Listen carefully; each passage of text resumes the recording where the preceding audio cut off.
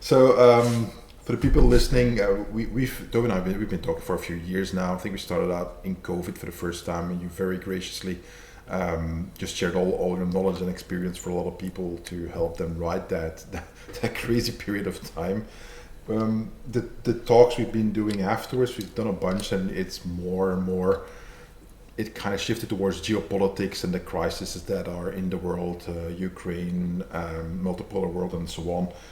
And we always try to end up not depressing people too much, though sometimes it's difficult, but also try to bring out some practical information, and we'll try to do that this time as well. I think we last spoke in November, if I'm not mistaken, maybe a little bit earlier, and it's not like nothing happened since then. It's been quite an interesting time. I want to say two things quickly before we get started. So first, about Toby, he's urban survival is one of the things that he teaches, but also Arctic survival and much more preparedness. But we're mainly talking now from his background of spending years in military intelligence, just doing analysis and then projecting the consequences into the future. So that's why I really appreciate Toby always coming back on the podcast, and we can discuss this, and I can do this sanity check to see if I'm still sane a little bit. We've managed to upset a fair amount of people over the years with some of the things we said. So I made these memes especially for the podcast episode we're doing now, just to make it clear what we're doing here. It's on my Facebook page, and I'll share it in the show notes as well for this episode. It's a classic image of an iceberg that you see a small portion on top above the water line, and then underneath the water it's this huge part, and the top part, the surface level, says emotional arguments, logical fallacies, single variable thinking, political discussion, partisan politics, blame game, good guy versus bad guy. And that is typically the kind of discussion that you get, which I am pretty much usually not interested in at all. And what's more interesting is what's underneath. And underneath that image, you'll see the biggest part of the iceberg is nuance, first principles, systemic forces, second and third order consequences, steelman argument, admit bias, bird's eye view. I just took a couple of them just to give you everybody more of a warning, like, okay, this is the way that we're discussing things. It shouldn't have to be explained like this, but it's 2025 and there's just no other way. We just have to explain this kind of stuff. When we discuss something, when we say something, that doesn't necessarily mean that we think it's a good thing. That doesn't necessarily mean we agree with it. If we talk about somebody like Vladimir Putin, that doesn't mean that we're a fan of him. Even if we say things like, well, why would he be doing this? We can still think he's a bad guy. and still see like, okay, this is what he's doing, and this is smart, this is stupid, and so on. So that's the big introduction that I wanted to make this time, so that people who want to get angry will always get angry. People who are interested in a more in-depth discussion that goes a lot deeper than just surface level stuff, that's what we try to do here. Whether we will succeed or fail, that's up to the audience to decide. But at the very least, Toby and I will try to enjoy our discussion. So at least two people will get something out of it, hopefully. That's it, over to you. Cheers, Wim. That's really interesting, actually, because it's been a few months since we spoke last, and we've gone from sort of annual check-ins to 6 monthly by necessity. And I mentioned to you before we started recording, like, you know, I've been basically off news for weeks, if not months now. And so intentionally this past weekend, we're recording this on a Monday morning, actually sort of reconnected with some stuff to kind of to look at it, to get ready for this chat. And what was interesting from the social media experience I've been having over the past few weeks of just what's in there, and it occurred to me this morning, like, what's missing? What's missing right now? And I actually thought, I haven't spoken to or heard from wise people in a while. And at first I thought they've just got pushed out of the space. You know, there's just so much noise and polarization and occupation that sort of, you know, demands attention. And I thought, no, they've left. They've just stopped talking because no one's listening. Or they've just gone elsewhere. They've just said, this isn't a town square anymore. This is just not anywhere. I'm going to expend time or energy in trying to converse with people. And I'm now trying to figure out where they've all gone, because I kind of like to go wherever it is, because, you know, straight up like regular platforms are just practically worthless now, in terms of that. And so, yeah, isn't it mad that we're, on the cusp of a radical development of humanity via AI, and we're having to caveat the beginning of a conversation with, if you're going to get all upset about it, that's your right, but we're not going to do anything any different. And the kind of duality of that is just, it's hard to hold in your head that that's where we are right now, but that's very much where we are right now. And I think my plan for today is actually to just make some statements of just an acknowledgement of where we are, because I think we're getting lost so much in the rushes and the weeds of whatever the social cycle. It's not even a news cycle anymore. We don't have news anymore. We have information campaigns. We get so wrapped in that social cycle that it's actually, that helicopter perspective of, can we just acknowledge, if we're talking about World War III, it's not this future-facing threat. We're already in it by a number of different metrics. It's a nice place to start, isn't it? So let's start there. That's a great place to start. So my logic on that, because I made that statement, if we look at, World War I, World War II, historical concept, it was this Axis versus ally of multinational conflict. And we're there. We're in multinational conflict. It's just we haven't got that Axis ally alignment explicitly stated. Although when you look at the geopolitics, of sort of BRICS plus and traditional Western Europe combined with the US, it's already there. Like the pieces are already on the board. It's just the media aren't saying it. They are saying a lot more than they said last time. I mean, Ukraine is fully a proxy war now. Like, NATO have admitted, we've got specialists and advisors on the ground in Ukraine, sat in command centres, directly feeding, real-time information and command decision-making to Ukrainians.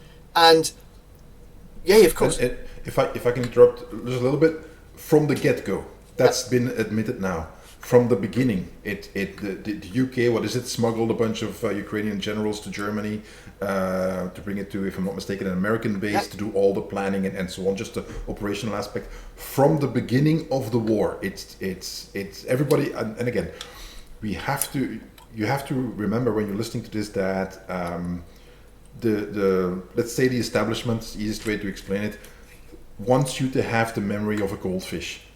Remember what was said 3 years ago. No, we are not involved. NATO is not involved. UK, US, we are not involved at all. We are totally absent from this conflict. Now it comes out 3 years later like, no. From the get-go, we were involved in the military operations that Ukraine did against the Russian invasion, and at the highest level. It's not just a few volunteers that are just going over there to fight. No, at the highest level. It's a good interruption, and it's exactly that. This admission is historic. In not only are we there now, but we always have been. And like you say, it's just that narrative shift to prepare for the next part of, well, Ukraine's losing. And so, we can't afford that. We can't allow that. So we're going to have to go in now and take an active role. And so it was beholden in the beginning to say all we're doing is supplying money and arms. It's now beholden to say we're doing this and we always have done, and just normalise that conversation. And that's, in terms of the future, the assessment part, that's the exceptionally concerning bit, because we're 3 years in with no political will to end this conflict, from the European side anyway. They just want to keep fanning the flames, and just more and more rhetoric and commitment of just marching down that road to direct contact, like direct action, direct war. And we said, I think it was 2 years ago, I said, I think 2 years ago, if you looked forward at the 26-27 defence budgets, we already saw where this was going. And so, again, as a check-in, it's just very much now, blatantly, we told you so. Everything we've said is coming true. And if you're going to continue to ignore our advice, good on you. But the end of this episode is going to be a bit like, if you haven't prepared already, you definitely want to prepare now, because time is running out. Like, soon it's going to pop off majorly. But already we are definitely in asymmetric hybrid warfare stage throughout Europe, and have been for, I'm going to say, months, and I actually mean years. Yeah, it is difficult. I experience that almost every day. There's a lot of people that I talk to, and really smart people, CEOs, entrepreneurs, and people who really make stuff happen in the real world. But they get their information from mainstream media. And I try to explain that multiple times, and the argument that I've been making for a while now to these people is like, look, I'm not saying you're wrong. What I am saying is this: do you agree that the Russian citizens get propaganda from state TV and so on? Yes. Okay. What do you think we get? Silence. Right. Do you think we get propaganda, or only the people we say are the bad guys use propaganda to manipulate their citizens? They're the only ones doing that. But we, the good guys, we would never do that to our citizens. Is that what you're saying? Gets to be a very difficult conversation at that point in time. Now, look, I know this is. I'm not saying, I'm not attacking you. I'm just trying to make a point that was it Orwell who said it, that the first casualty of war is the truth. I forget. It could be somebody else, but I think that's the key point. So look, there's always a battle for information whenever war breaks out, and typically beforehand as well. So this is not new, and if you can't break out of that narrative that is imposed on you, then I don't know what to tell you. I mean, I don't think you'll be able to make good decisions, because you're being manipulated by basically the establishment, your country, your government, doesn't matter which part you want to focus on. And if you take a step back and try to get rid of all the emotion, all the narratives, look at, for instance, the difference. Remember here in Europe when the Gulf War started, how many people were against that. People forget, like the French didn't want to join in. And then in the United States, they renamed French fries to freedom fries, because how dare those cowards not join us in this war in this faraway country that has basically nothing to do with us. And a lot of European countries were like, we don't really want to get engaged into this, and then eventually did. So the citizens were overall saying war is bad, this is stupid, you don't want war, you need to talk. Now you're supposed to say, no, war is awesome, we need to go to war with Russia, we need to go to war. And like, take these two situations and look at the contrast. And you can argue the details, like, yes, but that was in the Middle East, this is in our on our borders. We can talk about that. I'm not talking about that aspect. I'm talking about just how we went in a few decades time from understanding, like, we end the Cold War, history is over, yada yada yada, all that kind of stuff, and we're getting into this golden age, to now, like, no, you need to do something about those fucking Russians, because they're going to roll through Brussels with their tanks any day now. And I'm like, maybe they won't do that. And yes, hybrid warfare, I'm fully aware of that. But for instance, for my own country, we're going to spend billions on defense, and pretty much fuck all on the things that we're actually going to have to fear. Compared to, well, we've got some lucrative contracts for what is it, tanks and all that stuff. What the Belgian army is going to go over to Ukraine and fight in our crappy tanks? Yeah, that's what we're going to spend money on. And I'm not saying it's we don't need the hardware. But how about we going to protect our critical infrastructure? How about we start with that, so we don't have rolling blackouts, because we're already screwed on that front. How about when the true hacking campaign starts and you can't get any water out of in your home anymore, electricity is gone, all that kind of stuff for days or weeks on end. It's not like we don't have an example of that. For instance, in Ukraine before 3 years ago, where that was just routine.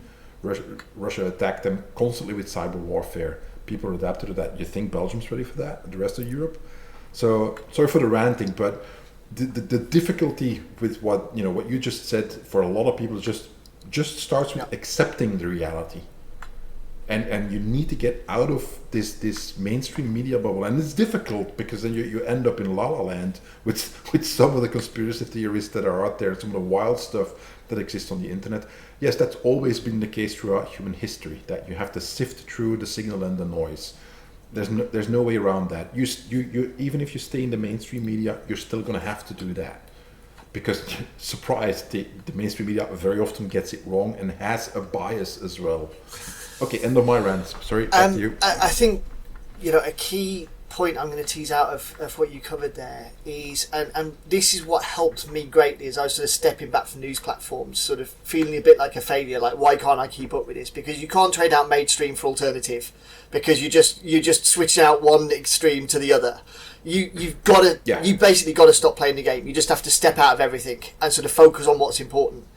And somebody put a beautiful phrase earlier this year, which I've kind of kept quite close to me, that the new currency is your attention, not even your time.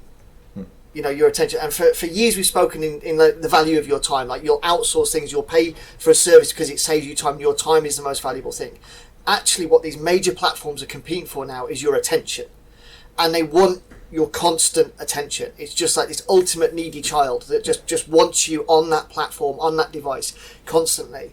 And you've just got to kind of cold turkey that for your own well-being, for your own welfare. Like, it is, let's just start at the individual level. Let's take all the geopolitics out of it and say, you, as a competent person aspiring to be healthy, this stuff, doom scrolling, media engagement, enraged to engage, at its fundamental level, isn't good for you. It isn't good for your mental health.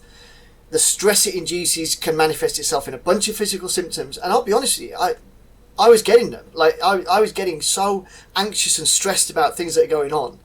And it's like, that's why I stepped off it. Not out of defeatism, but just out of like self-care. I want to be a healthy, happy version of myself. And, you know, this guy ain't helping, quite simply. So we're starting at the most fundamental individual level and then saying, if we believe tough times are coming, local community resilience is what we see from the history of humanity, is how we build robustness, how we survive is in our small tribal groups. So then focus your time, energy and efforts on being a good neighbour and those people immediately around you that you can positively impact, or they could negatively impact you if your relationships aren't good. You know, and sort of growing out from there. And then what's interesting is, like, going to that next scale, is that political engagement. And again, as we sit here on the 28th of April, Conor McGregor's saying he's going to run for Premier of Ireland. Andrew Tate says he's running for Prime Minister of Great Britain. And you sort of laugh, other than you're like, oh goodness, like, one, they're serious, and two, people will follow them. Like, that's how broken our political system is. And it's broken through corruption, you know, and this is where you're going to get super unpopular. But our politicians no longer work for us and aren't accountable for us. And they can justify these decisions. We're going to war because basically inflation is going to get so bad, only a wartime economy will get will get us out of it. So they can hand on heart say, for the good of the citizenry, we've got to now order all this hardware to get the jobs, to get the production, this, that, and the other. They're going to sleep well at night, don't worry about it.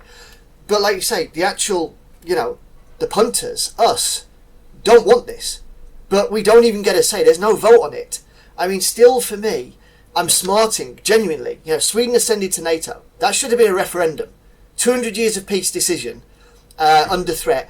Where was the referendum in Sweden on, let's ask the population, should we? They already knew the answer. Like, if we had a referendum, it would have been overwhelmingly no, by cultural by cultural certainty. So we didn't get it. And there's a bunch of other stuff that's just, oh, you voted us in, and so we have the power to make these decisions. You don't, you know, because this was not anything we voted on. And so, you know, we are looking at systemic failure at the highest level. That's actually the crux of the issue. But either you're going to do something to fix it, okay, you're going to endlessly complain about it, no point, or you're just going to say alternatives need to be created, or I've just got to look at how I look after myself and me and my own. And, you know, those are ostensibly, effectively, your three choices right now in the modern world. And, you know, if you've got any more you can add to that, I'm all ears, but that's all I've come up with. And I don't say this to be alarmist or exceptional or, you know, but I'm just trying to get things boiled down to their summary parts right now, because there is so much noise and confusion. Like, we've got to kind of start getting this down into certain specifics. And that's how I look at it. You know, effectively engage, ineffectively engage, or disengage. Those are your three choices. Yeah. Especially disengaging it comes back a little bit to what you said earlier about, you know, where are some of the smartest people that you want to talk to? They're gone. looks like many of them said like, "Oh, I'm just going to disengage and do my own thing and worry about myself, my group, my family, and that's it. You're all on your own now." And this is happening in, as far as I can tell, increasingly to many people, where there's no point to this anymore, which is extremely dangerous, because that's when the populists can rise, and people say like, "Well, I don't care, all you quote unquote traditional politicians, you messed up so bad, and you're still not fixing anything. That why wouldn't I give a populist a chance?" And I live in one of the most dysfunctional countries in the Western world. We now have just really quickly, we had elections last year. It took a long time to form a government, but that's our tradition nowadays. So whatever. The population overwhelmingly voted for right-wing parties, center right, a little bit more far right, and so on both sides of the country. But because of the election results, they had to take one more party in with them to form a coalition, and that's the Socialist Party. They fought for their program that they want to implement, but as a result, we don't get a right-wing government, because the Socialist Party obviously clearly held back certain things that the others wanted to do. So now nobody's happy, and now I can see that they're doing. What is it? Unrealized gains tax, I think, is a translation into English, which is, in my opinion, is crazy. It's stupid. It never works. But by all means, and everybody's getting angry already. And then you see a lot of people, and I'll try to track that a little bit online. I see more and more people say like, okay, I don't care. Next time I'm voting for the far right or far left, for the extremists. Why? Because you guys have been saying for years what you would do when you were going to get in power. Now you are in power, do the opposite. And then don't come talk to me about, but we had to make a compromise. We don't care. Not every compromise is something you can defend. And that's a big aspect of it. And what I see, like you said, either you try to, ineffectively fight back, which is what a lot of people do with the yelling and shouting and all the basically, like I mentioned in the beginning, the smallest part of the iceberg, the stuff that is above water, that kind of rhetoric and actions is typically useless. You can't win that way.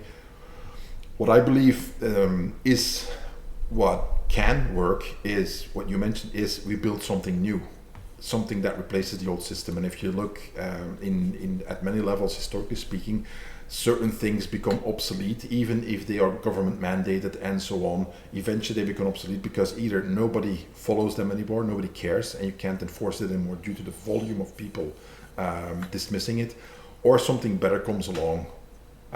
Example, if I'm not mistaken, in the United States, back when fax machines basically came online, that was regulated by the postal office, and you were supposed to pay a tax or something for each fax you sent. Nobody did that. It's like, screw you, I'm just sending it, what are you going to do? So that was like a useless policy. And then we get the internet and so on, and other than government services, nobody uses fax anymore. But that's an example of how these kind of dynamics work. And in this day and age, with social media, with the internet, with 24-hour news cycles, things can take off extremely fast.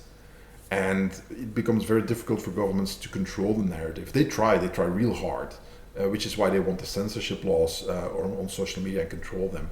But we've got this weird guy in the United States being the president right now, who is kicking, and I'd love to hear your thoughts on that as well. He's just kicking down doors and doing all this wild stuff. And it becomes very difficult to get a cohesive narrative going without all this constant pushback online by just regular folks, a bunch of bots, sure, a bunch of nonsense there, but just regular folks are just saying like, I disagree with this.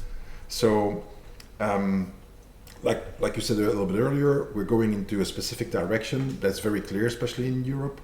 All right, and we're not asked for our opinion. There's no referendum, right? But the pushback is there, and it's, as far as I can tell, there's more pushback now than there's ever been. Will it be enough? That's a different conversation. But I don't think governments will just be able to get away with it as easily as, let's say, 20, 30 years ago. It does, and I think, again, in my aspiration to distill everything down to sort of simplicity, our governments are going in one direction, assuming they're taking the people with them, and I think I agree with you that we are very soon hitting a significant fork in the road. of populations, or like you say, the populace, saying, no, we're not doing that. And I think that's already far more prevalent than we realise because of the censorship, especially in the social media space. And I'll give you one example, which is a good example of this, because that's sort of one that kind of crept through the system intentionally, was the introduction of the ULAS system in London, the cameras monitoring all the traffic. And you had these, you basically just, a significant part of the population said, we're just not having these. Like the mayor promised it wouldn't come in. They've just mandated it. This is clearly just sort of taxation through stealth. And so they're just running around cutting them all down. And, huge, like millions of pounds of damage. And the reason the sort of, it got out there is because the police and the governance thought if we tried to make an example of these people and say, look at this wild, reckless, abandoned criminal behaviour, that will somehow manage it or minimise it. And all it did was inspire a bunch of people to say, like, yeah, it's a great idea. If we just start cutting all these things down constantly, they can't catch all of us, right? And so quickly it kind of got put back under the covers. But post-pandemic, people are agitated. They were already angry in COVID. Let's not forget that. We speak of that like, the mainstream narrative speaks that like it's ancient history now. It was years ago. It's very fresh in people's mind. Some people have moved on, some people haven't, and that's that. But I think we are definitely going into this summer. The temperature is rising internally. The last couple of years we've seen very much people getting disruptive on external threats about war in Ukraine. Last year, Israel, Gaza was notable. I think you're going to get some introspection now coming into this year's rioting season or disruptive season of like, we care less about what's happening outside of our borders and now much more what's happening inside our borders. And what's interesting, again, going back to the beginning of this conversation, there are things now coming out stated as fact, historical fact, as the narrative tried to shift, that people are getting agitated about migration policy in Europe, especially. That the understanding of level of criminality, the understanding of certain demographics being massively onerous and responsible, the obfuscation of statistics, all of that is now coming out. And people have been told for years, they're racist pieces of shit if they question any of this. And now they understand everything they questioned and thought was actually right, and they're being gaslit, and they are not taking kindly to it. And I put myself in this category, so I'm not being 100% objective here. I've got my biases in this, but you see some of the information coming out country by country, and they look at their standard of living, the value of their money, year on year, 5 years ago, 10 years ago, their purchasing power, their participation, and their understanding as a resident and as a taxpayer. They are getting a very rough end of the stick here, and they're not happy. And the perception is their government isn't doing anything about it, apathy, or is worsening the situation through incompetence, if they're lucky, or through conscious decision. And that's the worst one. It's like when you think your government is consciously worsening your standard of living, that's very hard to sit by and abide. And the only reason you wouldn't believe that is because you think your government's completely incompetent. And we're back to that, engage meaningfully, engage unmeaningfully, or disengage. Like, this is where it all feeds back to me. Is like this is the simplicity that we're dealing with. It's all wrapped up in layers of complication, but that's where we're at right now. And I think it needs one country to pop off in European terms, and there will be this big push to sort of other that country. They're trying this with Hungary all the time in the EU, but actually the population will look at it and go, why? I very much identify with that country's problems, actually, and it will be a very rapid domino effect, which is then solved by going back to what you said. We've been cyber attacked by Russia. There is no social media. There's no news. There's just a blackout now, and they think we'll fall for that. So interesting times. Yeah. Back to you. A few things that come to mind. What I've seen since Trump came to power is this massive support, not necessarily for Trump, but for some of the things that he's been doing, like the whole Doge thing. We can talk about how effective it is and legalities. That's not the issue. What people seem to be supporting is that, they should do something like that here. Do it better, do it legally if you think it's illegal. it's not about Elon Musk is awesome or he's an asshole. What it's about is that we need the corruption to be weeded out here as well. If you're against that, you have an issue. That's not a selling proposition. You can say, well, I hate the guy doing it. That's a different point. But you can't say, no, we don't need to do anything about corruption. You cannot convince any normal person that is a great idea. And a lot of that stuff, the DEI stuff, the woke postmodernist, inclusivity stuff, like I've been saying for a few years now, that's going away, and it's happening at a rapid pace. The issue is that all the people who supported that, the companies who went out of their way, not just to say we need to be, inclusive, yada yada, but they included, for instance, Gillette with its woke commercials, saying that you're a bad person if you disagree with this. That was the big difference. Companies always try to sell something, that's fine, but then when they say you're evil or you're a racist or you're this or that, if you don't agree with this message, that's where they went too far. And if now they walk that back, people say like, hold on, just like you said, you've been saying for years that we're racist because of us disagreeing, and now you're like, yeah, we actually didn't mean it. We're kind of like, nah, that's not important anymore. Next thing is, just yesterday, I think, this guy from Politico was speaking to some sort of press organization and so on. And this is the new narrative. And he was saying that, yes, we have to take some responsibility for the loss of faith in mainstream media, because we were deceived by the White House about Joe Biden's, mental capacities. The only people buying that are either partisans or other journalists, because massively, average Joes like you and me could see that the guy was compromised.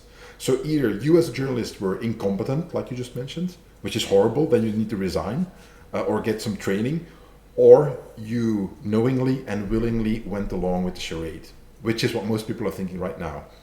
So you saying this half mea culpa that, well, we should have done better, it doesn't fly. So just by coming out and saying that, just like all these companies who dismiss all the diversity stuff now, you're making it worse for yourself. If you would have said like, you know what, we fucked up. We fucked up really bad. We see that now. But there's none of that. And this is coming from the people and the side that we're always screaming about accountability. We need to have accountability for any imagined infraction, any microaggression, using the wrong pronouns and so on. Always accountability and punishment. And now they self-absolve all their sins. I'm like, people, they don't accept that anymore. So the end result is that I only see more polarization, more people completely switching off, like we just mentioned, or saying like, you know what, I know it's wrong, but I'm going to vote for that asshole over there who's going to say that he's going to go scorched earth on everything and fix it. And I know he's not going to fix it, but you know what, the other assholes, I'm so fucking tired of them. They screw us over every chance they get. I'm done with them. And the last point that I want to mention, one of my favorite memes that I've been sharing for a few years now from Balaji Srinivasan, when he says that they are the establishment, the politicians and so on, they are so used to inheriting systems that they couldn't have built themselves. And that is the crux of the matter, I think, for when we look at why is everything going wrong, because we have people who've never been to war, who don't think war is really all that bad, who think we can actually win a nuclear engagement, blows my mind, but they exist at the highest levels, that's the worst part, and who think that they can just manage all that kind of stuff, it's going to be fine, we can handle it, and they have no idea how easy it can break, how difficult it is to fix it, and how to actually build something so it works. They just don't understand. That is increasingly clear. I'm not saying these are stupid people. I'm saying that they have this very limited ideology and way of viewing the world, and a lot of overestimating their own competence and power. That's it. We need to start drinking now, I guess. Just give it 2 minutes till it turns 11 a.m. and then we can just crack the whiskey, right? Yeah, I mean, multiple points you made there, Win. I just can't disagree with any of it. And I'm just sort of thinking in my mind, and I'm just sort of segueing a little bit. So I'm just going to tell you kind of what's going on in the background. There was a series released on YouTube in Sweden 5 months ago about sort of, war is coming or the future and this and the other. It's kind of short episodes, like 15 minutes long, like times 6. And I watched them all yesterday, sort of back to back, because I'd missed it when it launched.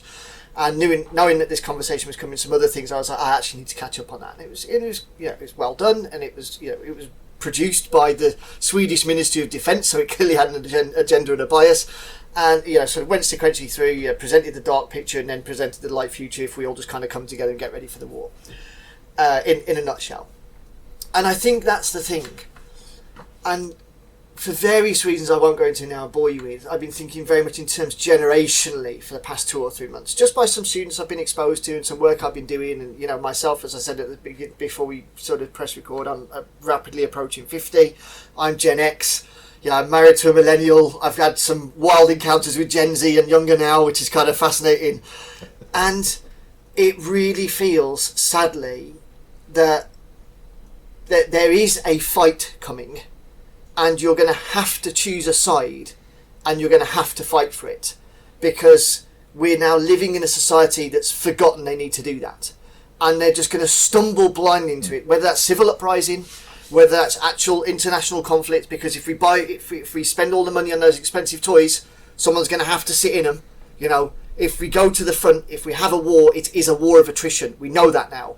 Ukraine is the model of a modern battle space, which looks exactly like 1916, but with drones. It's just a stalemate, with intense action sort of breaking out of that.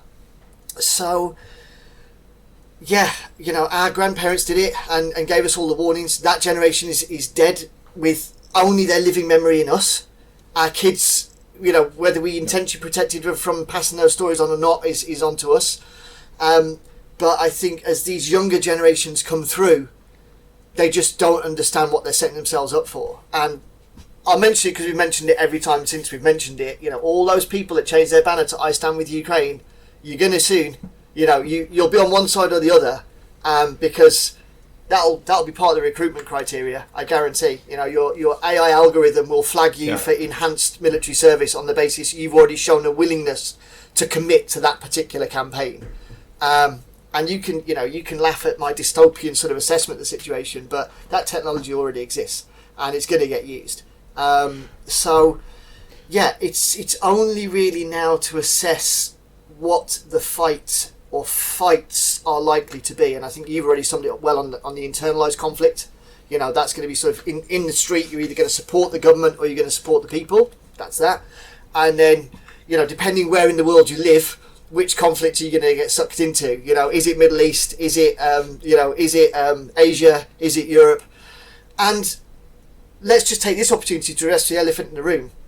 Looking at the amount of flip-flopping in politics as people save their own skin, there is a very real risk in Europe right now that we can turn on America or America can turn on us.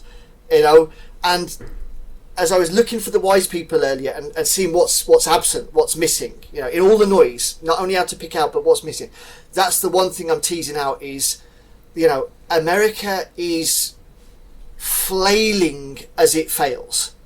And this isn't anything about the current president. America's been on decline for decades. And I had good cause to remember and actually messaged a former student of mine that was on a course in Croatia 6 years ago. And at that time, so this is 2019, I'd said America will fail within the next decade, between 2020 to 2030, as in step off unilateral world leadership. And it only remains to be seen how painful that fall will be, and that will be determined by China. That was I sat down with a cold beer and said that to a group of people 6 years ago. And I wanted to check my phrase, so I actually messaged that person. And I was like, is this what I said? And she was like, yep, word for word. And she's like, I think about that regularly now because I laughed at you at the time. I said, I remember you did. It was a very, very, very controversial / stupid thing to say in front of that group, except it's coming through now. And so, we can see politically massive disgruntlement, ongoing disgruntlement with America. Goldfish memory aside, Afghanistan left a mark. That was the beginning of a very troublesome time in the previous administration, which has not gone away. And American stock, figuratively and literally, is plummeting in Europe right now, and amongst the other Five Eyes community. Five Eyes is the Commonwealth, if anyone's not come across that phraseology before, so Australia, Canada, New Zealand, US and England ostensibly is the Five Eyes community. And so in the back rooms there, huge disgruntlement with what's going on. And, already Vice President and below have made a very significant statement on America wanting to disengage with Europe to refocus on China, militarily and a bunch of other ways. And this is the irony right now in strength of character. And let's just call Trump a strong character or a prominent character if people don't like calling him strong. What Putin has done in his brinksmanship has always been quite clear in his intention. If you listen to a lot of the president's speeches, Russian president, he's always kind of laid it down. This is this, this is this. If this happens, we're going to do this. And that's how he's ruled. And you've now got America doing, almost imitating that. Yeah, don't get your hopes that this is like Russia, he's Putin's puppet. Partners or allies and others, our intention. And then follow through with that. And that's what's happening. So if you remove all the bluster and the noise and the howling and the wailing and the screeching and get down to content of speeches and just listen to what certain key figures are saying, they are making their positions exquisitely clear in real time and giving you timelines on it. You just need to sort of listen to the at source version, the speech, as opposed to all of the assessment from partisan news kind of thing. Sorry, I distracted myself a little bit there from where you've gone, but I just thought it was an important point to make. So, okay. We've got the known conflicts in the international side, but there is definitely very, very high level tension simmering on the surface about where America's positioned itself right now. And, China definitely feels its moment to ascend is coming. Like, you're seeing that. Bear in mind, late teens, 20 teens, 16, 17, 18, 19, through to the turn of this decade, wolf diplomacy, showing they had teeth, very aggressive, and now, put the stick out there, and now everything's all carrots. As the dollar tumbles, China is scoring deals left, right, and centre. I'll stop there because that was a lot. So much I want to say about this. I want to pivot to the big chessboard and America's role in it, because I have some thoughts on that. Quickly, just to round off the previous part of the conversation. So one of the things that, like you said, you're going to have to pick a side. It's going, civil unrest, upheaval, what have you, and so on. So we talked about this a long time ago already. Conscription is coming, and people laughed at me for that. And I mean, to my face, like, this is nonsense. Right, we're now 2025. When we said that you're going to have to do the military service, and that is the preamble to that. When it's war, you can go. That means my son, your son, or your daughter even, because they need a lot of bodies because they tend to fall quickly now. That's happening. Wim, you're full of it. This is nonsense, conspiracy theory, yada yada yada. Okay. Belgium, the Ministry of Defense, I'm by far not a fan of our Minister of Defense. He has already said, as of next year, voluntary military service will be back online. And we're going to send an email a letter to all the, 18-year-olds that are eligible, yada, yada, yada, and they can choose to go. Now, I was the last drafted when it was obligatory military service back in the day. So I was the last batch. All that infrastructure is gone. So they need to build it up again. That's what they're doing right now. As of next year, it will be ready to go. Then you have to scale that stuff up to build a reserve army. If and I'm going to say it again. I said it, last time we talked about this. I'm going to say it again. It starts with voluntary service. It ends with mandatory service, and then it ends with, and now you're going to war, and you don't get to choose. You got to go. Read the fine print. Again, we call this salami effect, because the salami, you cut it in small slices. You don't ram the whole sausage down somebody's throat. You give them small slices they can digest more easily. So the bad news is that you don't have to go to war. We're not sending troops. Just like we were only going to send humanitarian aid in the beginning of the war, and now we're sending everything. Is that it's going to be it's not compulsory. It's just voluntary service. But if you sign up to become a reservist, then you will be able to be recalled within the next 10 years. Yeah, so then now look at what everybody's been saying about when we are going to have a full-on conflict with Russia in Europe, yeah, in the next 2 years. So if you go to your voluntary service, you will be recalled once it goes on. Our Minister of Defense then says, well, no, we're just sending a peacekeeping troops, we're not sending fighting force. And I'm like, you motherfucker. Russia has already stated that NATO troops in Ukraine is de facto war. They're saying, we're going to shoot those people. We're going to kill them. We're going to bomb the crap out of them. That's what we're going to do. So what will you do then with our Belgian soldiers that are there? Will they run away and hide? And then he doesn't go into that. Body bags is exaggerated and this and that. Just this week, there was this op-ed piece that was in one of our prominent journals here, is that, yeah, we're going to have to understand that if we send troops, well, yeah, what do we do when the first shots are fired? We can't just run away. So the gradual implementation of the narrative of, yes, everybody will have to do military service. Yes, we're going to send you to war. Yes, it's going to be the professional soldiers, the enlisted. Yeah, but and I made this really funny meme about the meat grinder of war. Is who goes first? All the professionals. Then it's going to be the volunteers. Then you're going to get conscripted, and then you're going to get forced to go to war, like we see the commissars in Ukraine do, grabbing guys off the street and shipping them off to the front. And when our kids come back in body bags, kids that have grown up with the whole diversity and my feelings matter thing, that doesn't fly in war. You're going to be sent off to die. So I'm going to be very interested in seeing how they're going to sell that to a generation, to Gen Z and Gen Y, who are all about, my trauma is because I get triggered because somebody looks at me funny. Contrast that with, you're in the trenches over there. I don't know how they're going to sell that. So I can see this massive build-up towards this huge conflict in generational, much more than Bill Clinton going to study in England so he doesn't have to go to the Vietnam War. It's going to be even bigger than that, because now everybody knows as soon as the images come in, and they will come in, of European kids getting blasted into little pieces. Try selling that. So that off to the side. We told you it's happening. You can still think that your kid's not going to be sent to war if it's mandatory. Good luck with that. See what happens. I made this note because we're talking about our good friend Donald Trump and what he's been doing.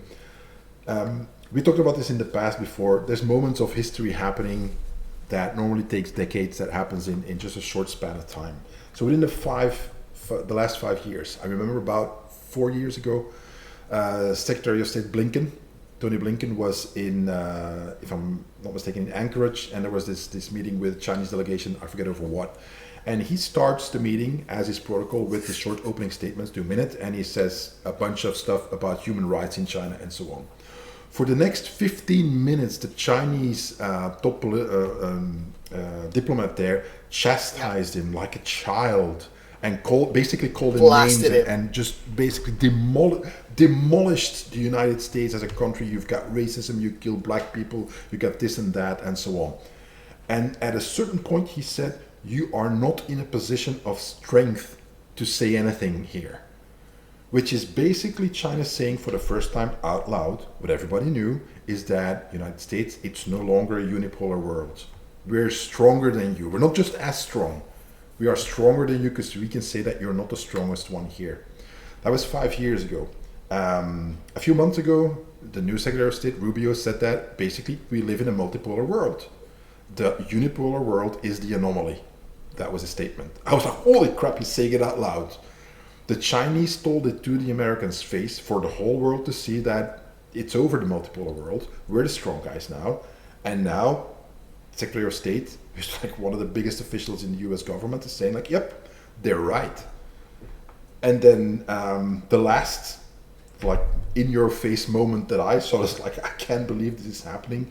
The disastrous press conference of Zelensky in Washington with Trump and J.D. Vance, ends with, and I've talked to, again, one more example of why you need to get out of your mainstream media bubble. I watched the whole freaking almost 50-minute press conference from beginning to end 3 times to make sure that I'm not going to mess up what I'm saying now. I watched it then, and I talked to a bunch of people. What everybody saw is J.D. Vance is insulting Zelensky and is being an asshole. Trump is an asshole to Zelensky and so on. And they watched a minute and a half, 2 minutes of that part. And I'm like, did you watch everything beforehand? No, do that. And then people grudgingly have to admit that for, let's say, about 40 minutes straight, Trump is very positive about Zelensky and Ukraine and constantly just saying nothing but nice things. Constantly, Zelensky is trying to basically make his case about why you shouldn't trust Putin, you shouldn't have make a deal with him, and he's showing pictures of victims and constantly interjecting Trump and trying to steer the press conference, which was supposed to be just, we're going to sign a deal, our minerals deal right now. It's going to be basically just a circle of applause for this great deal, and he is stirring shit up. And Trump doesn't say anything. He always sidesteps. And then all of a sudden Zelensky goes after J.D. Vance. J.D. Vance, his statement, if you listen again, you have to listen to the whole thing, says that something along the lines of, we try to solve these problems with the war, yada yada yada, and end the conflict, and that's what makes the diplomacy that we use. That's what makes America a good country. Zelensky goes into him, gives a short history lesson, and concludes with, "What is this diplomacy you speak of?" He's saying to the Vice President of the United States, with the President sitting next to him in the freaking White House, in the freaking Oval Office, he's saying, "Your country sucks. You are not a good country." That is the only way that you can, diplomatically speaking, understand that. And then all of a sudden he keeps pushing that when he gets pushback. No president would let somebody say that. So he gets pushed back and he starts arguing with Trump, interrupting him, trying to speak over him. And I'm like, oh my God. I mean, not a single diplomat would say this is how you handle this press conference. You had to do what Keir Starmer and Macron and all the other ones did before you. Take the jabs that Trump sends out, smile, sidestep, and behind closed doors, that's where you negotiate. Which is what J.D. Vance told him at a certain point. It's like, you don't litigate this stuff in front of the cameras. And he pushed it so far that Trump eventually flat out said, "You're not winning. You don't have the cards. You're gambling with World War III." And I'm like, everybody knows this. But you as a leader of a war-torn country are forcing your biggest supporters' hand to say this out loud. This is, you could tell me if I'm wrong, this is unheard of. I've never seen anything as disastrous as that. And then people tell me like, yeah, but you have to understand Zelensky's under a lot of pressure. And I'm like, what? Trump farts and it's national news? He's not under pressure? I'm not a fan. I'm just saying, like, you've got this double standard, like anything Zelensky does is good, anything everybody else does is bad. Like, do you not see what just happened? This is for the world. This is kind of stuff that is said behind closed doors. It's in public. It's a disaster. And like, people are, no. So my point that I wanted to make with this little list is just that we've seen these incredible things happening that should floor anybody who looks at geopolitics, diplomacy, war, and so on. And it's just this blip on the radar. It's used for partisan politics. A lot of people just completely miss it. And I'm like, do you not see that United States has fundamentally shifted its position in the world by accepting, whether it wants to or not, the multipolar reality, and is repositioning itself on the board? Now, I would be very surprised if, with the tariffs and all the things that Trump is doing, if that actually works. The analysis of many people, he's just stupid. I don't think that's it. I mean, if I listen to Bessent, Treasury Secretary, who recently said in a speech he gave that, well, America first doesn't mean America alone. We want to have fair trade and good respectful relationships. I'm like, dude, you've been hitting people with the biggest stick for weeks on end now. Crashing stocks and evaporating trillions of dollars worth of value. And now you say that you're going to give a carrot? I mean, maybe you should have started with that carrot and then started using the stick. A little bit late now. The horse has left the barn. I don't know how you're going to fix this. So when I expand on the whole thing that's going on with the United States now, I think it's too soon to see how it will shake out because too many moving pieces. The board is being reshuffled constantly. Everybody's adjusting. But I don't really see a clear path to the United States coming out in a positive way out of this anytime soon. Okay, end of rant. I'm going to pick up on 3 points you've made there, and I'll do it in sort of chronological order. So, getting Gen Z and below to fight, getting them to the war, Zelensky, and then the board reshuffle. I'll take Zelensky first because it's the shortest. Last time we spoke, I made the observation he was dangerously close to believing his own hype, and it was inevitable he was going to get thrown under the bus. And that was the point. That conversation was him, like, he has sat with world leaders for 3 years straight and just been able to say what he wants, when he wants, how he wants, and has just been applauded and never questioned. Talk about failing to read the room.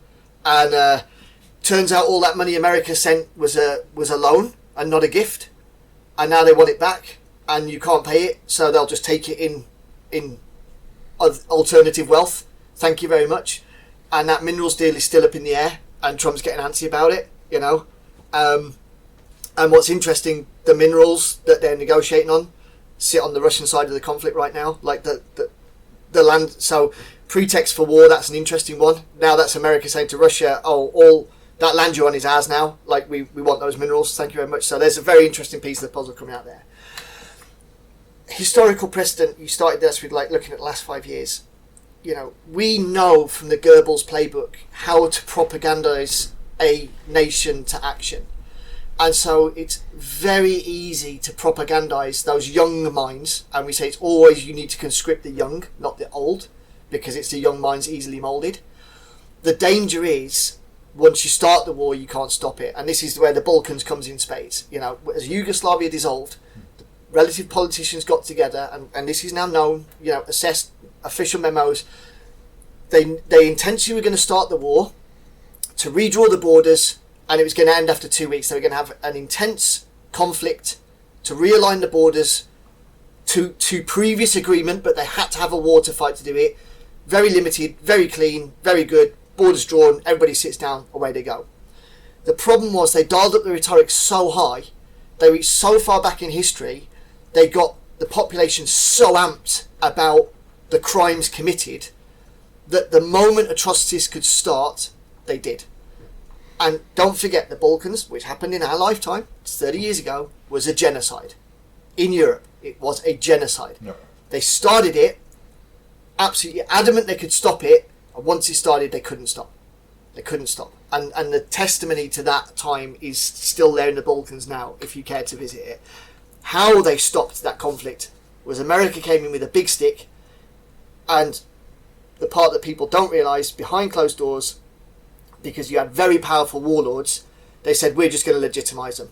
Though today's warlord is tomorrow's legitimate politician, because there's no way they're giving up their power, and there's no way we can hold them accountable, because if we let the truth out of what's happened in this conflict, this was 50 years post-World War II, concentration camps, it's never going to happen again.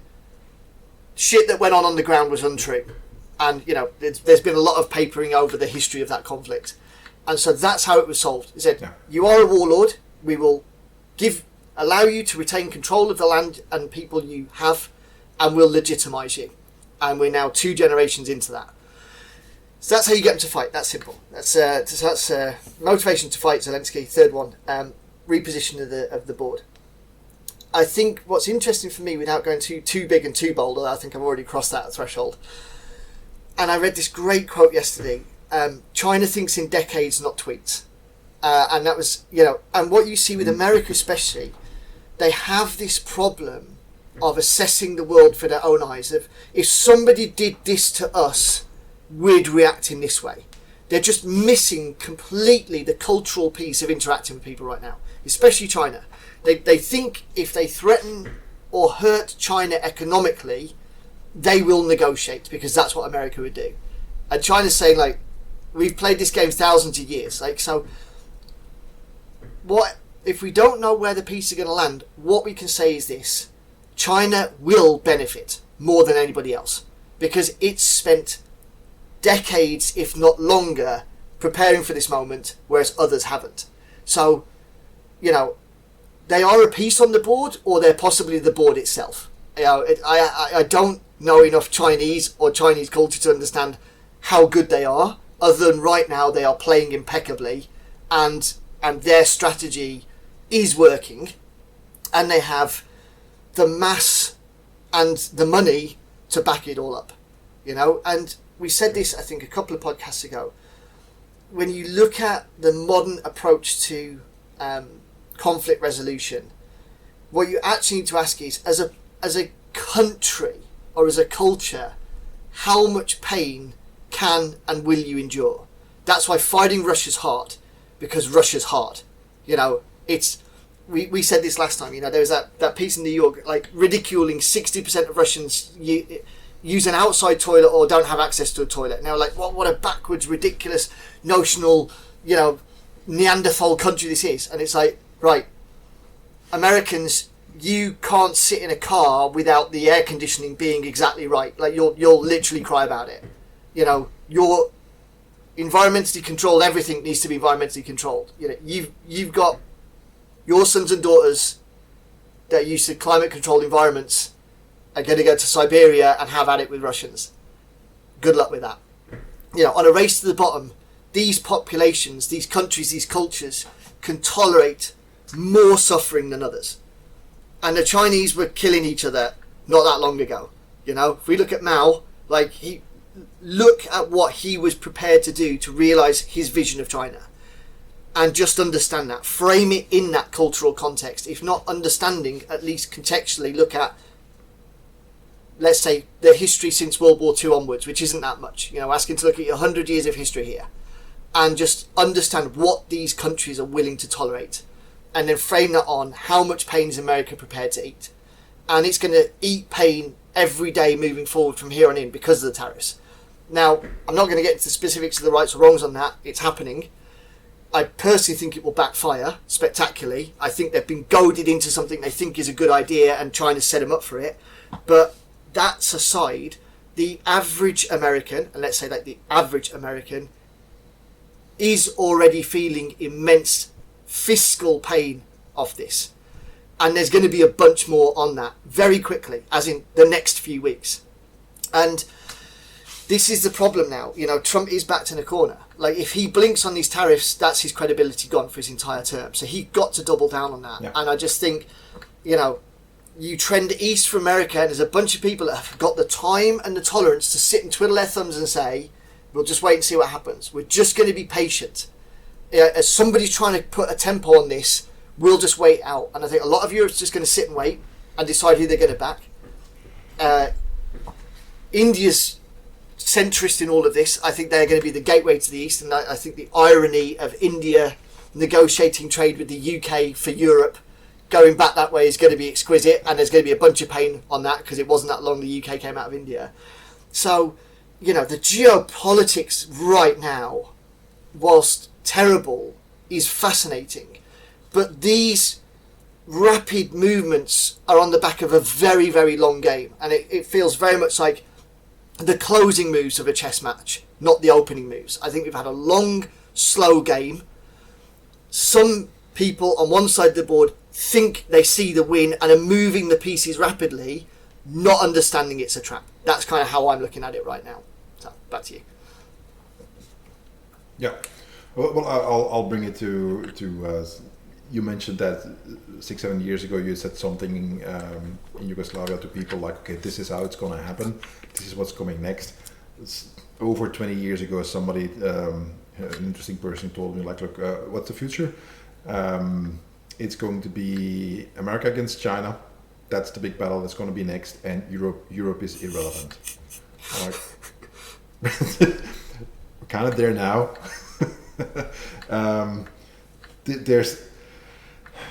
There's so much misunderstanding about China in just popular culture. To this day, still a lot of people think about the whole made in China thing, that it's all crap products. It's gone. It's gone. Just early this morning, I saw a video. It was obviously, it's again, this is fifth generational warfare, but it's about this is what Tesla doesn't want you to see. And you see the most luxurious Chinese huge car, where it's got features that no single car in the West has. the screen and this and that. You sit in the back seat. There's a screen that rolls out of the roof, kind of like a big home screen. You can watch videos, you can swipe, you can watch Netflix. The people sitting in front where that happens, they have a camera that looks at the people in the back seat or the kids behaving back there because we can't see with the screen rolling down. Tons of just features and luxury that does not exist in any Western car, and that is standard there. If I'm not mistaken, it was Huawei who now has a dark factory, meaning there's no people anymore. There's also no lighting because they don't need it. It's just all automated. And when you look at the total output, it's about one phone a second that comes out of that. So it's people do not understand the ramifications, second and third order consequences of that. We have nothing like that in Europe. Nothing. On top of that, we've got the energy crisis because we went fully green. Funny thing, just yesterday or the day before in the news, it was like, the Green Deal, a lot of it might be revoked. And I'm like, you do remember, like I said earlier, about being a bad person if you don't follow the diversity stuff. We were told that we were evil fuckers and we didn't care about the planet and we'll destroy the planet if we don't accept everything in the Green Deal. Now you're going to say to people like, well, actually, it's not that bad. We can get rid of this stuff, and this is fine. I don't see how you people get red pilled, as they say, call it nowadays. They get radicalized out of that. It's like, hold on, you've been gaslighting me the whole freaking time, and I was on board, and now this, and I've spent so much money already, trying to be in compliance with all your Green Deal stuff. And now you're saying like it doesn't really matter. So to that doesn't work. When you look at China, the way it's behaving, when you look at the culture, Chinese culture is a face culture. Face saving is incredibly important. Xi Jinping will not lose face to America. He's not going to bend. He's not going to break. He can't. That in Chinese culture, that's just, he cannot accept that at all. So what does that mean? Like you said, who's going to blink first? I think it's going to be America. They've got no other choice. An analysis that I read that I can't repeat because it's too complex. I don't have it in front of me. But the gist of it is that the way that both countries are structured economically is very radically different. China will get the pain later. It can slow down the pain of these tariff wars. Yeah. US will get it right away. And in a best case scenario, the benefits come later, after 12 months. But now 6 to 12 months of pain, really bad pain. There's a guy I follow, the CEO of Flexport, the port of Los Angeles, and he's been saying like, okay, the shipping volume from China dropped 60%. That's gone. They're not, the ships are staying away from the United States or going elsewhere. Already the prices, the price hikes, there's tariffs, but there's other stuff that always changed, just legal stuff. Very quickly, a lot of people sell stuff online on Amazon and other electronic shops where they have relatively cheap products coming in from China that they sell at a high markup. The only reason they can buy them from China this cheaply is because underneath, I think it might be items cheaper than $800 or something. There is either no tax or very limited tax. That is a law that has been on the books for a long time. There's entire economies built around that model. The Trump administration abolished that. So now I think, I forget the exact amount of tax, but it's like, compare it to all of a sudden that you have to pay like $1 million on tax on bringing all that stuff in. So that destroys a lot of the business in China, obviously, but they can try to reroute to other countries, like you said. They've been doing wolf diplomacy. They've been making deals left and right in BRICS countries and Africa and Asia and so on to offset that loss in the United States. But the American businesses can't. They're going to go bankrupt. It's like instantly. There was one example. Someone said, we've got a container on a ship. We paid I think $28,000 so that Alibaba, who sent it, releases it. Alibaba says, no, there's the money stuck at Citibank. We don't have it, so we can't release it. The company that sold it, that made the goods in China, says like, we don't have our money, so we don't release it to the container. You don't get it. It's stuck at the port. If it stays there a little much longer, the American company has to pay the port this kind of warehousing fee, and either that or send it back. You send the container back at the American company's cost. They have to pay for it. So you already paid. You're not getting anything for your money. You're going to pay more and more and more if you prolong this. And if you want to get rid of it, you're going to have to pay a huge amount to just send it back. This is the kind these are the kinds of pains that a company cannot bear for very long. This is one example. There's a bunch more. So if the tariff wars continue for a long time, then America's really screwed, in my opinion. I don't see how they come out of it. And once the poll numbers of Trump start really going down, that all the people who voted for him are like, you're hurting me financially, and there's no end to this. That's when policy typically tends to change. And if best case scenario, if he's, as he's been claiming, been using this as a negotiating tactic, and he is successful, it might end relatively soon, let's say in the next 3 to 4 months. However, so far there's no indication that that's going to happen. And something you mentioned a little bit earlier, which I think is critical, is that behind the scenes, whether it's at a political level, but also just purely business-wise, because companies need stability. And the US has just thrown everything up in the air. They kicked the table, all the pieces are in the air, and all the companies are now like, what do we do? And the end result is that, well, they are looking for contingencies, they're looking for safety, they're hedging their bets and so on. And then I'm not even talking about the diplomacy and all the what governments are doing, because the same thing's happening now. Like, okay, how do we navigate this? You cannot have this chaotic period of uncertainty for a very long time until people say, you know what, we're just going to have to accept that we have to give up on the United States and go elsewhere. The European Union is already negotiating with China to get rid of tariffs. It's already, I mean, that's like last week, so that's happening. And China's saying like, look, we are reasonable people. We respect you. Clearly, America doesn't respect you. We do. We'll be reasonable. That's going to screw us over, but that's something else. And that is happening. And I talk to many of my American friends as well, and some of them are very much conservatives, all in with Trump. And I'm like, you do have to understand that this is happening right now. And I can see at my level, I talk to a lot of people, and I go, my clients are typically very, very well-off people and so on. They, as individuals, but also their companies, are saying more and more, I'm not going to buy American if I can. This happens. This is a thing. It's not idle talk. They're actually taking action. So I'm not saying Trump right or wrong. I'm only saying like this is a consequence, second order consequence.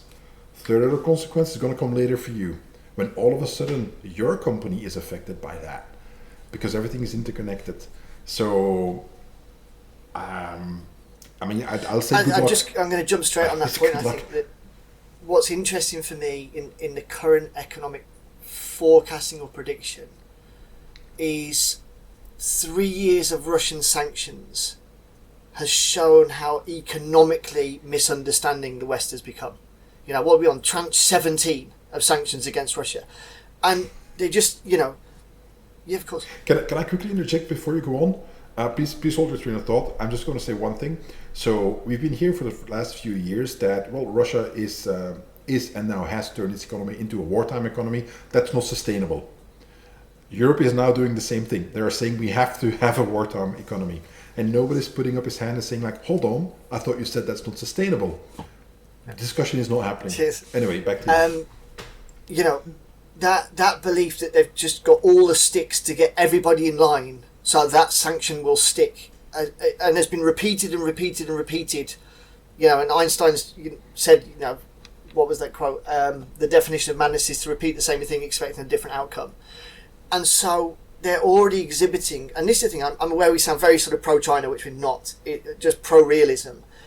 This is less about promoting China and more just expressing frustration and dissatisfaction with the West, of just this isolationist, elitist academic bubble of believing they understand things that are far more complicated than they could possibly comprehend, and failing to see obvious second, third order effects that the average layperson can, is just maddening, because they're like so self-righteous with it. It's going to be like this and it's not. And so that inability to acknowledge and recognise downstream effects is consistently biting the West, and I include America. And Europe's having to get smart about this now, and has always been playing both sides.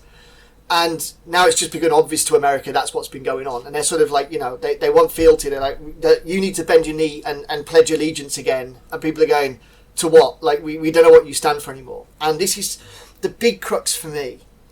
And we'll get to another huge elephant in the room now. Is culturally, America, more than anyone, because it's so involved in the capitalist model, is just addicted to this short-term financial gain. They just can't play long game well, because if there's something to be had, if there's a positive, they want it now. And so I found a brilliant graphic last week, and I couldn't find it again to send you before this show, unfortunately, but it was a capture of AI funding. And America spends more on AI, artificial intelligence, than everybody else combined, by a long way, like by double. So I think it was like 2 billion is the sort of global spend, and America spent 4. And it's losing. Like, in terms of AI development, by any effective metric, and this is what America specialises in, losing conflicts and then like Vietnam, like, we'll just change the metrics and say we won, whereas everybody knows we lost except us. Same here. They're sort of like, we're making so much money off AI, we're winning. That's why we're investing. Whereas if you're looking at China's making everything open source because they're not interested in the monetization, they're interested in the information flow. And we could even allege the disinformation flow, or again, actually getting people's attention, which is the new currency.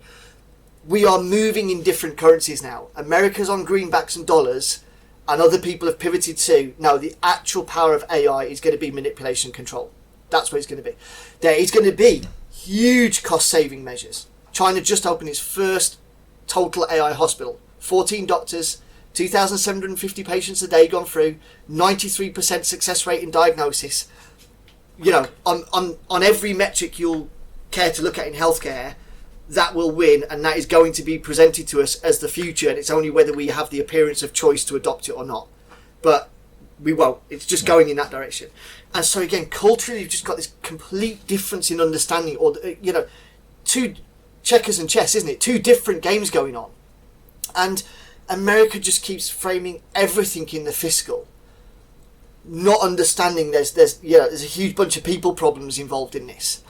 And I think by the time they recognise and understand the problem, it will be too late, because other countries, including China, have already planned off of this, like for years ago. I actually read something just this morning that in 2018, so that's 7 years ago, China had already mandated AI education in its school, as in understanding AI and its uses, not using AI educators. So it's like, right, by my memory, like, AI became a big thing like a year and a half ago. That's when it hit the mainstream, like, this is the game changer. This has obviously been around way longer than we kind of care to acknowledge. And its adoption and integration is at two entirely different speeds. And it's funding. And so this is just an example I use, without wanting to get into the whole AI thing right now, because that's a separate 3-hour discussion in and of itself. But I think it just really shows that disparity of cultural understanding and prioritisation we have between the East and West right now. And you mentioned multimillionaires. I've been talking to some of my friends that are there. The smart money already moved east. People already invested there and have been, for at least 20 years. This isn't a modern phenomenon. But that was like, it was a double down strategy. You had your money in your east and you were making your shorts and your fast cash in the west. And that's the problem. That's where the money is in shorting. It's like on bad news cycles. It's it's waiting for a peak to a dip.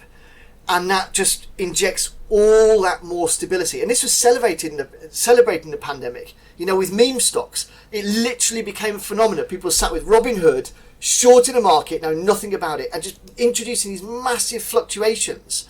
That's now become the new normal. That's not a normal way to do business. It's completely unsustainable. And yet, that's the disparity you're seeing, East and West. When the markets were going to a frenzy last week, Asia just ceased trading. He said, we're just not going to let somebody capitalise on this. We're not going to let shorts come in and spin the market. We're just going to freeze it until it calms down. And the West, everyone was buying the dips. So again, not saying good or bad, right or wrong, just highlighting from that helicopter perspective. You're just seeing, if you care to look, it's very easy to see that disparity and understand in real business, in real leadership, in real management, in real people terms. There's one model that's being seen as increasingly undesirable, and one model that's being seen as increasingly desirable, and it's now, who are you willing to talk to about that? And those conversations of the desirable model are becoming much more palatable because, like we say, the East, and especially China, has throttled off that wolf diplomacy now. You know, they've put down the stick and it's all carrot. Said it earlier and I'll say it again. So, yeah, that's the situation we find ourselves in. Yeah, and it's a few things because you know, you mentioned and I've talked about this as well, is how, you know, a lot of people just misunderstand China. And one of the comments that I've had about that very often is that, yeah, but you know, you're just saying that the top people and the top politicians and diplomats and you know, people in the administration, that they don't know what they're doing, and that's just nonsense. These are the smartest people, blah blah blah. I'm like, okay, so I'll give two examples. I'll see if I can add it to the show notes. I did a book review on Patreon a while ago about the war in Afghanistan, the American involvement, and one of the things he says, one of the reasons why it all just went to hell so much is that the soldiers who were going to be sent to Afghanistan, we're going to give you cultural training, and what did they get? They just get the manual for Iraq. I'm like, hold on, we're going to Afghanistan. Yeah, but it's just Arabs. It's the same thing. And like, now, if there's one thing you should understand, is that Iraqi people and Afghanis, they're not the same culture, like at all. So you can't just okay, you're just going to change, you know, Baghdad to Islamabad. Because they're all Muslims, right? It doesn't. It doesn't work that way.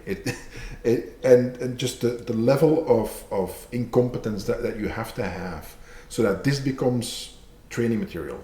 Like, you're going to be sent over there, and we're going to give you this kind of stuff, and this is what you need to know to connect with the locals. And it's all wrong. Somebody approved that. At the highest level, somebody approved that, right?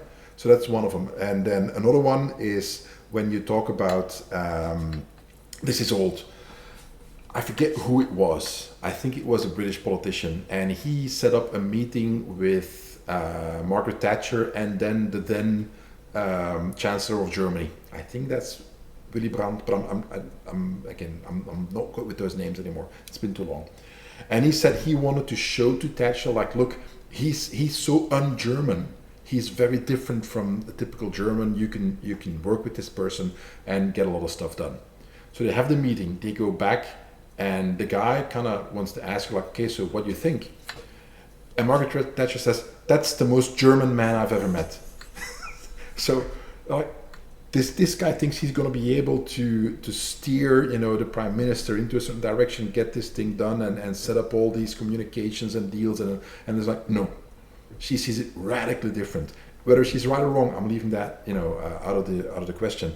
But the point is that at the highest level and at the lowest level, you can have both massive incompetence and also this gigantic overestimating of one's own competence, power, influence, possibilities, and so on. This is human nature. So think when we talk about, okay, the West typically is overestimating its influence on China and picking the wrong strategy. Yes, that is entirely possible. This is, throughout history, you will find many examples of exactly this happening, where people just completely misunderstand the other side. You and I have been talking for the last 3 years since the war in Ukraine started up again about what do the Russians want and what do you get when you say that to people, like, how dare you Vatnik, you Putin lover. I'm like, no, it's how can you win a conflict if you don't know what the other side wants? What are winning conditions? What are losing conditions? where we're getting a little bit more of an answer now, and the answers we're getting is what you and I've been talking about for the whole freaking time, and then now I see people very lightly coming around to that. But EU should be part of the negotiations. And like, you've been telling me for 3 years that you don't negotiate with a bully, with a dictator, and that you can't trust him anyway, and now you want to be part of it. Which one is it? You can't have both. Or are you going to say that you were wrong and that you should have negotiated sooner, which is what you've been saying, like. Was it Lieutenant Colonel MacArthur who said it? I think that we never know full numbers until after a war, and even then, decades later, a half century later, you're still going to find out better numbers. But that if you combine the different estimates, that there's a possibility that anywhere between 500,000 and 1 million Ukrainians died in this conflict. That's a huge number. And we've been saying this from the beginning, when has enough blood been spilled? That's the question you want to ask. I think you should ask. If you say, let's keep fighting, or no, we gotta stop this war. The only way to stop it is either destroying the Russians and pushing them back across the border. Was it General Milley who, like about a little bit over half a year into a war, said, this is about as good as it gets? The idea of pushing the Russians back over the border is not going to happen. If the freaking general says it, if he says it, okay, do you think you know better than him? And there was no, you got to continue. So this has been known for a long time. You mentioned that after the famous spring offensive that turned into the summer offensive that just didn't work. You said it's over. Now it's just waiting for the inevitable to happen. And I remember talking to people about that. It's like, no, we're going to send everything they need. We're going to help them. And I'm like, no, it's over. Yeah. It's going to get worse and worse and worse. How much do you want Ukraine to be destroyed? That's it. It's just reality. I'm not saying this is a good thing. My position has always been like, how can we end the bloodshed as quickly as possible? However you do that, okay, just stop the war, stop the bleeding. Ukraine is going to suffer for generations for this. And if you don't care about that, then what is your moral point about we have to fight the Russians? If you care about Ukrainian people at all, you want this to end as quickly as possible. And the best quote that I saw, I think last week, was a former advisor to Zelensky said that to the point that is always brought up when I have that discussion as well as people is that why should Ukraine give up those the oblasts? Why should Ukraine give up territory to Russia? Why should we give up 4 regions? And it says, because if you don't, you're going to have to give up 6 regions. And if you don't want to give up 6 regions, you're going to have to give up 8 regions. Yeah. So how much is enough? Trump said it explicitly. Again, that's why I was so floored by him saying that. You're losing this war. The loser doesn't get to dictate terms. No. That's not how it works. Not in any conflict. If you take over a company because they're bankrupt, they don't get to tell you how much money they're going to get. We're in that great illustration of the point I made. The American administration is very quick to get the deal done now. They're in a rush to get that ceasefire, and Russia's not. Like all the power, all the strength lies with them right now. It's like they've pushed, finally taken back that area of Russia that was occupied. They've got a defensive boundary on Ukraine territory that's holding. They're like, we're not in a rush to talk about anything. And you had the Easter deadline came and went. Day after, largest drone strike ever, and Trump, begging on social media, Putin stop. Like, where's the projection of power in this, guys? You're losing the narrative. And like you say, it's interesting, isn't it, for those people that sort of were so adamant and vehement in the beginning, like negotiations are not an option, this. You were so rabid in your proclamation. How can you walk back your position now? You might forget you said it, but you said it to us and we didn't. And it's like, you look like an idiot, And not just that. This comes back to what I said earlier about politicians and companies about their diversity thing, their DEI stuff. Is that not only did you say that you said that we were bad people, we were evil bastards for saying otherwise, for not agreeing with you that we should talk. And now, after, let's be generous, hundreds of thousands of Ukrainians are dead, crippled for the rest of their life. The country is destroyed. Okay, I mean large parts of it. Now you're going to walk that back and say, well, we have to be part of the negotiations. We have to talk. It's like, you can't tell me I'm a fucking asshole for saying what you say now, but I said it before you did. You just mentioned that doesn't fly. So you're losing all your credibility, and this is systematic. People, because we all had to have an opinion about everything all of a sudden, and it's like, okay, I have no issue saying about certain things, like, you know what, I don't really have an opinion because I don't know much about it. I would say top of my head, this is what I would think, but I'm by no means an expert, and I haven't really considered it all that much. There's nothing wrong with saying that, but all of a sudden, there's the Russians invade Ukraine. They put a microphone in front of a guy in the street. What do you think? Russia bad? Well, okay, that's the level of your analysis. I'm not saying it's wrong, but based on what? That doesn't bring us. You mentioned very, DEI very again much there, further. and I meant to touch on this point earlier because I was thinking on it yesterday, knowing that it was going to come up in the conversation. And what was interesting with that, whole movement, because it is still current, it's fading, but it's still there, and it's going to start flailing soon and get quite passionate, was, and this is a reflection of the bigger governance piece of the last, if not 5, possibly even 10 years, is it's just all stick. There's no carrot. There was no just promoting this as a good agenda. It was, if you're not on board, you at an individual level are a bad person. And why did companies adopt it? It didn't boost profit share, but if you weren't on board, it would affect profit share because you got doxed, you got outed, you got boycotted. So it was just all big stick. And this is the problem we've got now. Default governance, or management, let's call it, has just become big stick. There's no incentive, there's just compliance. And that's what people are pushing back against. And that's where, all the Orwellian stuff comes out, people roll their eyes and go tin hat conspiracy theorists. But it's like, I actually had good opportunity to review George Orwell's last interview yesterday. And it finishes with him saying, the future's easy to imagine if you just picture a boot stamping on your face forever. That was his last interview. And it's like, it's borderline prophetic now, and we can look at, cat videos and memes and good examples of humanity and talk about how, but our default management model in the West, or governance model, and the UK's on steroids on this, is just enforcement and compliance. There's no discussion, there's no incentive, there's no, even a conversation to change opinion. What is it? It's nudge, it's coercion. There's no selling it on the merits of the thing. It's just, this is the idea and you better get on board. And that's become, almost institutionalized now. And it's quite simply putting process before people, and Germany was very good at that back in the day. We know, not being flippant, we know what over prioritizing process to people turns out in. And that's literally the time we're living in now. Is we're just taking the humanity out of it.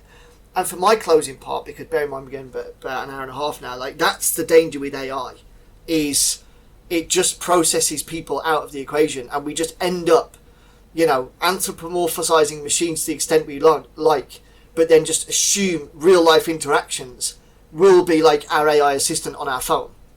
And there's going to be a generation soon that's not going to know any different, and it's just not going to understand interacting with a device and interacting with a person is a fundamentally different thing, because they're just not going to do it, and that's the space we're moving into now. And we're being told very clearly this is only a good thing.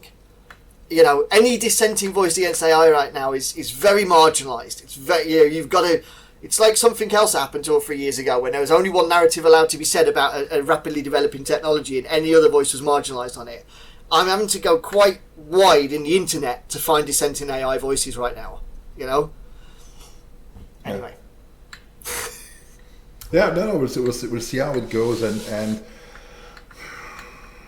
I mean, we gotta get to the bonus part on Patreon, because I got a bunch of questions, but let's look at some practical stuff. I mean, with everything that we just said, and we haven't touched on everything, we could have talked a lot more about, the multipolarity that is happening, and the US basically repositioning itself. But what can the listeners do to basically ride out these transitional times of just all this massive change and chaos that is happening right now?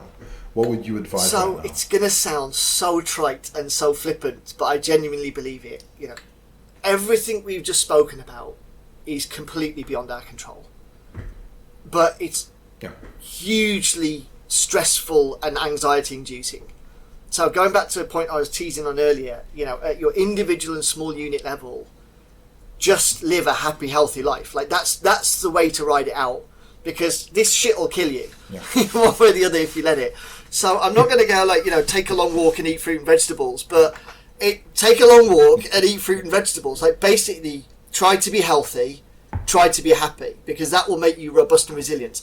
There is going to be increasing stress on society, and we need to be ready for that. So this for me now is very much a microscopic calm before the storm. It can feel like we're in tumultuous times, but then, like I say, we're moving into the end game in my mind. So I'm actually literally myself taking this opportunity to kind of rest, recuperate, rejuvenate, and just trying to find enjoyment in everyday things, and as a firefighter and a soldier, seeing a massive ramp up in training and narrative and everything, and being categorically told to get ready for this, it's like that's what I'm doing. I'm having a good old rest before it pops off, and trying to be the healthiest, fittest, strongest version of me that I can be, which is no bad thing going towards my 50th birthday. That's quite an honourable goal. I thought I could sit on the couch and eat crisps and watch TV.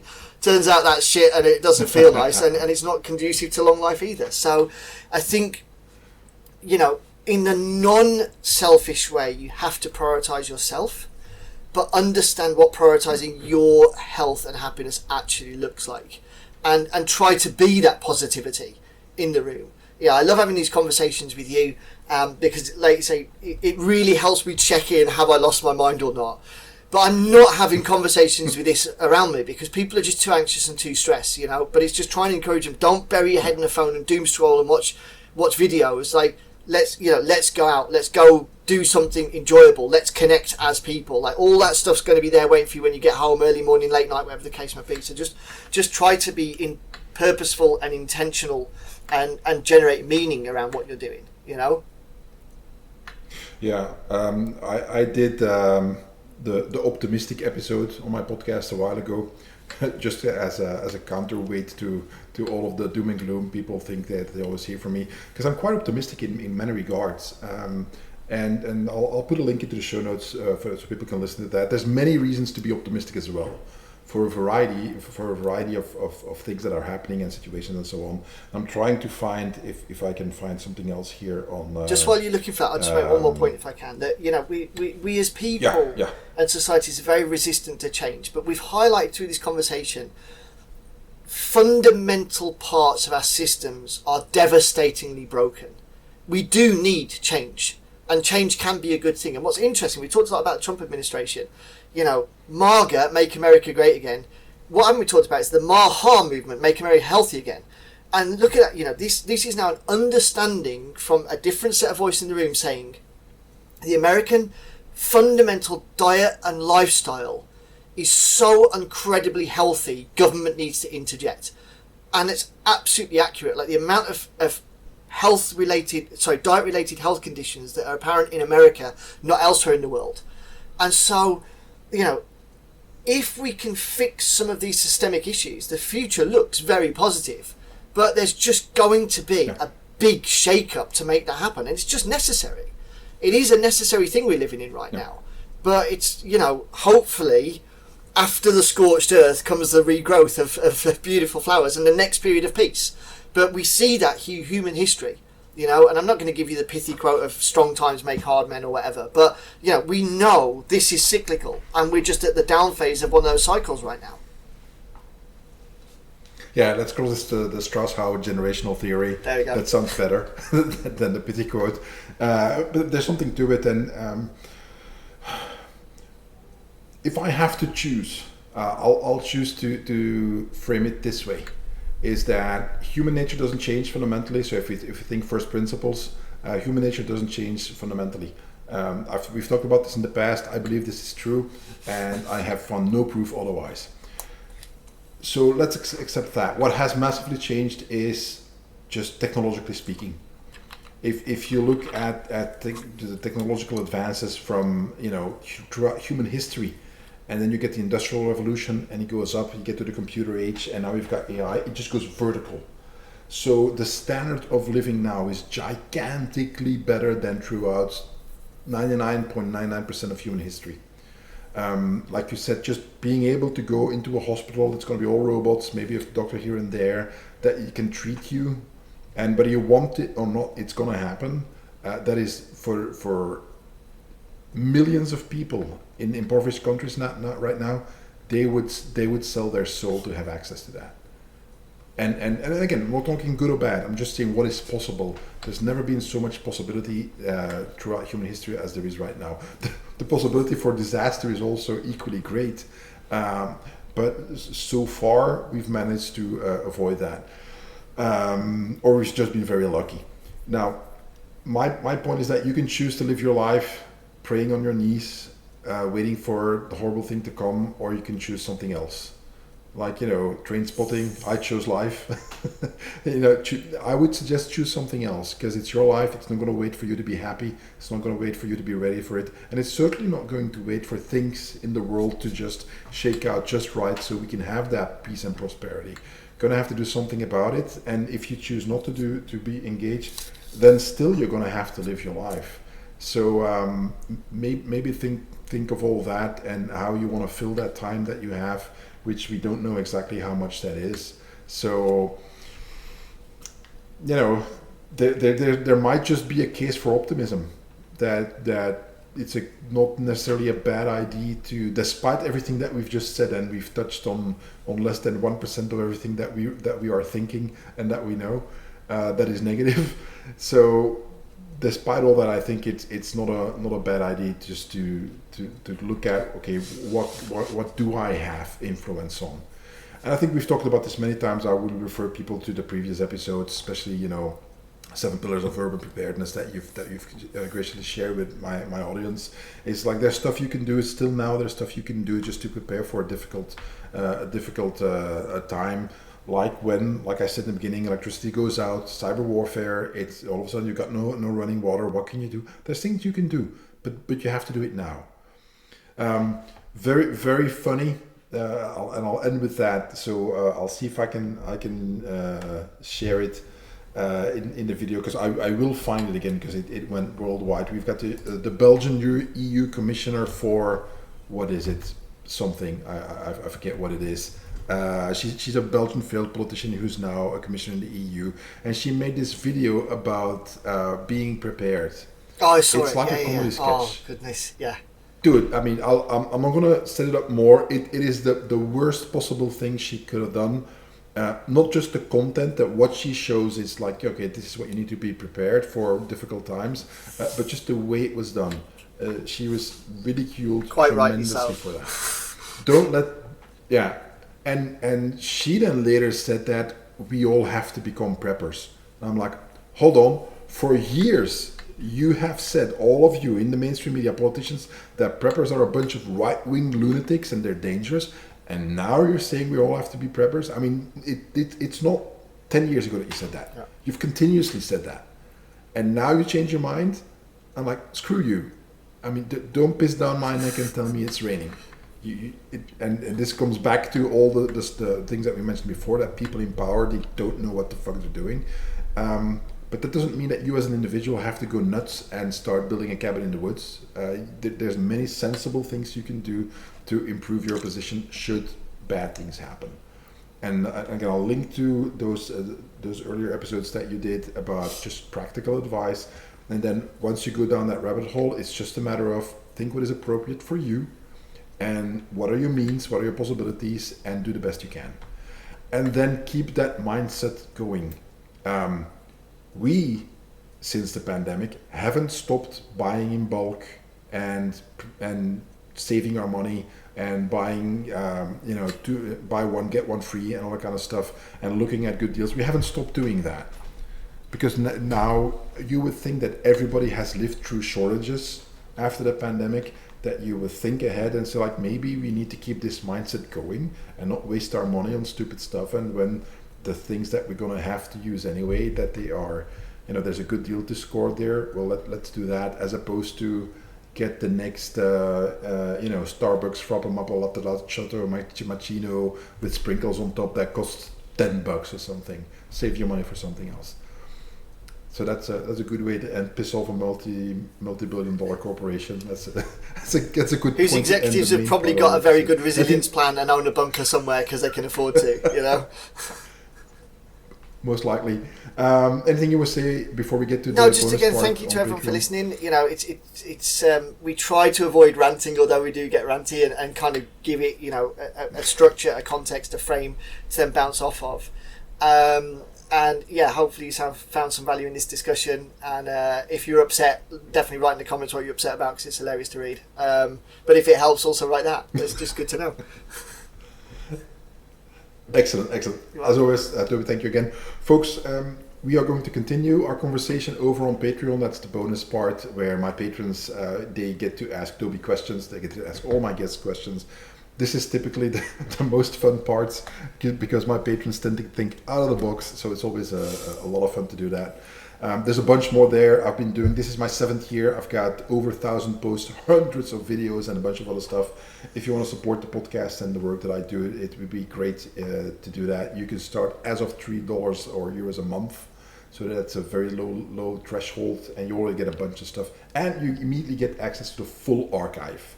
You join, you get everything that's there at your level already. Well, that's it, everybody. Take care, and let's talk next time.